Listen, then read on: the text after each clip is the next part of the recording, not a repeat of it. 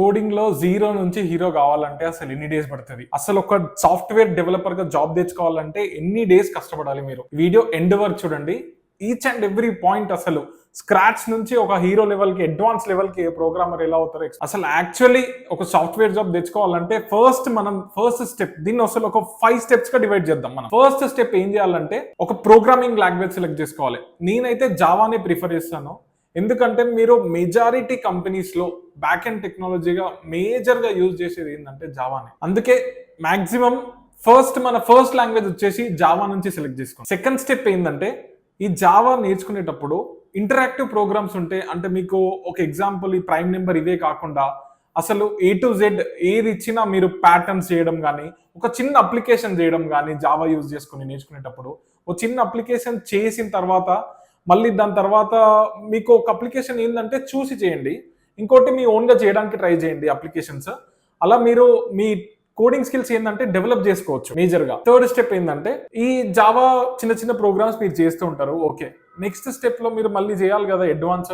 అందుకే full stock నేర్చుకునేటప్పుడు వి use to design part గా డిజైన్ చేసి, మీకు ఆ వీడియో లింక్ కావాలంటే రోడ్ మ్యాప్ జావాకి నేను పైన లింక్ పెడతాను, మీరు చూసుకోవచ్చు. అదేంటంటే పార్ట్ గా డివైడ్ చేసిన దాన్ని మీరు ప్రతి దానికి ఒక్కొక్క ప్రాజెక్ట్ చేస్తూ ఉండాలి.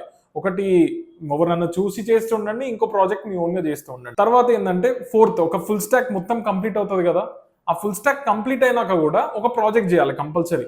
ఫస్ట్ థింగ్, ఒక ప్రాజెక్ట్ కంపల్సరీ వేరే నుంచి చూసి నేర్చుకోండి. తర్వాత ఫిఫ్త్ స్టెప్ ఏంటంటే మీ ఓన్ గా ప్రాజెక్ట్ డెవలప్ చేయండి. మీ ఓన్ గా ప్రాజెక్ట్ డెవలప్ చేస్తేనే మీకు ఉన్న స్కిల్స్ పెరుగుతాయి. ఇదంతా స్టెప్స్ ఫాలో అవుతారు, నేర్చుకుంటూ ఉంటారు. ఓకే, బట్ ఒక డెవలపర్ గా మీరు కన్సిస్టెన్స్ గా ఒక 6 months కూర్చోవాల్సి వస్తుంది. ఫుల్ స్టాక్ నేర్చుకోవాలంటే you need to put at least 6 months. అంటే డైలీ 2 hours మీరు ఒక క్లాస్ కోసం పెడితే 4 to 6 hours ప్రాక్టీస్ కోసం పెట్టాలి. లేకపోతే లాజికల్ బిల్డింగ్ ఇలాంటివన్నీ మీకు రావు. 2 hours క్లాస్ లో పెట్టి అదే ప్రాక్టీస్ లాగా పెట్టి డైలీ 2 hours కూర్చుంటే మాత్రం ఇట్ టేక్స్ లాంగ్ టైం.